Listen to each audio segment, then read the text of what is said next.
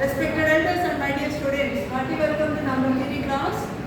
Today we are going to do problems based on Chinese remainder theorem. Solve the system of congruences. X is congruent to 2 mod 3, X is congruent to 3 mod 5, X is congruent to 2 mod 7 by using Chinese remainder theorem.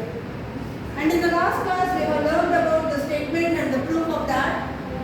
Suppose n1, n2, etc. nr are relatively prime numbers to each other, then automatically GCD of ni and nj becomes equal to what? 1 for all I not equal to j.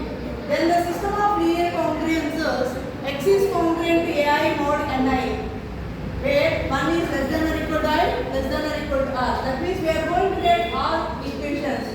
Those equations has a simultaneous solution which is unique, and it is unique modulo the product of n1, n2, etc. nr. That is what we are going to prove. So here, as per the given equations, what is a1? Here a1, a2, etc. r equations are there. Here there are only 3 equations, so we get small a1, small a2, small a3. What is a1? 2. What is a2? 3. What is a3? 2. Similarly, modulo n1, n2, n3 like this. So what is n1? 3. What is n2? 5. What is n3? 7. Now, in the last class we have learned we have to calculate capital N1. What is capital N1? N by N1. That is the product N1 into N3 divided by N1. N1 gets cancelled, we get N2 into N3. That means 3 into 5 into 7 divided by 3. That becomes 35. Similarly, what is N2? The product small n divided by N2. What is the product N? Product of all these numbers.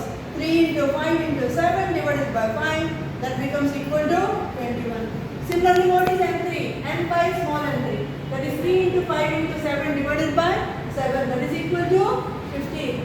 So finally we got 3. Big N1, big N2, big N3. What is big N1 here? The figure is equal to 21. Big N3 equal to 15. And we know that the GCD of capital Nk and small nk equal to what? 1. Where k equal to 1, 2, 3. And further, what is the solution? Nk of x is congruent to 1 mod nk, where k equal to 1, 2, 3 in this equation. So substitute that in the original equation. So what do you get here? N1. What is N1? 35x is congruent to 1 mod. What is small n1? Small n1 equal to 3. So what is the x value that satisfies this equation? 35 into 2, if you do 70, 70 minus 1 means 69. 69 is divisible by 3. So instead of x, we can take 2 here. So what is the solution for this first equation? x1 equal to 2. Similarly, we have to find out the solutions for these two congruences also. Now what is x here? 21x is congruent to 1 mod 5. If you put x equal to 1, 21 into 1 is 21. 21 minus 1, that becomes 20. 20 is divisible by 5. So x2 is nothing but 1. Similarly, 15x is congruent to 1 mod 7. Here also if you substitute x is equal to 1, 15 minus 1, that becomes 14. 14 is divisible by 7. So therefore x3 is also equal to what? 1. So finally, what is the solution? In the last class we have learned that is nothing but a1 into capital N1 into x1, a2 into capital N2 into x2 plus a3 into n3 into capital N3 into x3. So a1, that is once again 2 into capital N1, 35 into x1, 2. Similarly a2, 3 into capital 21 into 1 plus 2 into 15 into 1. When you substitute, this becomes equal to, this is 233. Actually this is mod n1 product n2 n3. We have to write this solution. This is the solution.